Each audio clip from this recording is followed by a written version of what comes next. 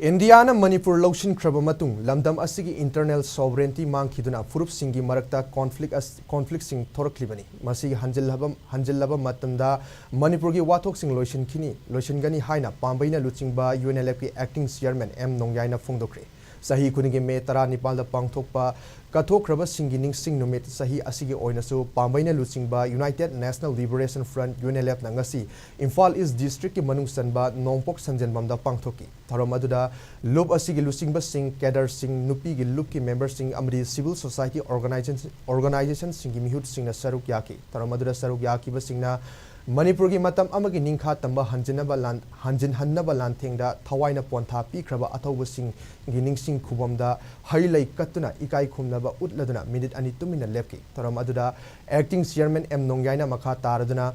mamangai dadi ngasigi thorom sing asi laikhidraba athoba singi imung manung sing yawba ngamkhidabani adubu ngasidi aikhoi loina punsindana pangthokpa ngamle haiki Yana 1949 October 15th election government lady I call it internal sovereignty level adu complete for man hai kariguma I call it internal sovereignty si lehallama ba I call it marakta ethnic conflict leiba nagagi kuki gete deva mayam sinasi I call it nasi deva pinsinase masi ko ndabe adu jadi makha ko matu dagi ni ke dore hai kada I call it British matam da sema badu divide and policy machine and things India mapung thana iro hape machine aduna ni nasi akoida nagagi ari kuki di kari mayama ma koreba hari machine si akoina akoi internal sovereignty do mange ni korega una machine si wakayo nama protwa haiba se dari ke dore kanda akoi di internal sovereignty je masi akoida full constitutional protection amaga loirana akoida lehenwa ma to kaya khara India gi wangmada leike makoi Manipur da thorake haibadagi thoroknaba hotnake adubo lambida Myanmar gi PDF ka thengnabadagi khut thoknaba aduda party gi miyoi ama khak soke adubo PDF ki mai kaidas saurakna miyoi taruk rom siki haibagi pau phangki madugi matung Manipur da thorakani haiduna India gi security ga pau phongnabada makoina yarakibani adubo surrender tawre haiduna lana sandokpani haina mahangna sengdoraki amoromda NIA na makoi gi maru oiba miyoi ahum fakiba adugi matangda palladuna fakiba miyoi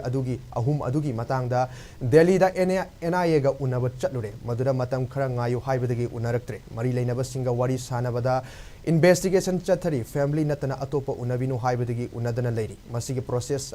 asi tha taruk rong ngaigani adubu madugi matung lauthoknaba hotnagani maduda yaraktragadi supreme court yauna chatkani masida Manipur laingaka wari sanabada makogi power leite hairakba laikre haina fongdoki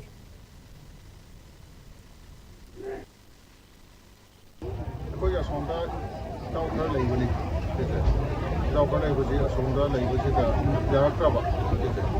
yaraktraba kamdagi moise orage harakuna Orang yang bersih dia pernah orang yang hadir di pernah orang hadir di mana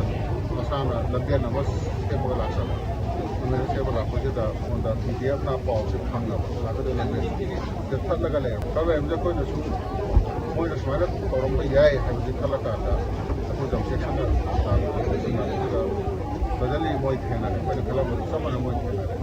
karena agar ada kamera tu mau ini कोई ना ताऊ दे कोई तरु सी है अभी काना बदा कोई ताऊ मा खुद पाली जमचिन सोपना दे मान में विशाल पाना दे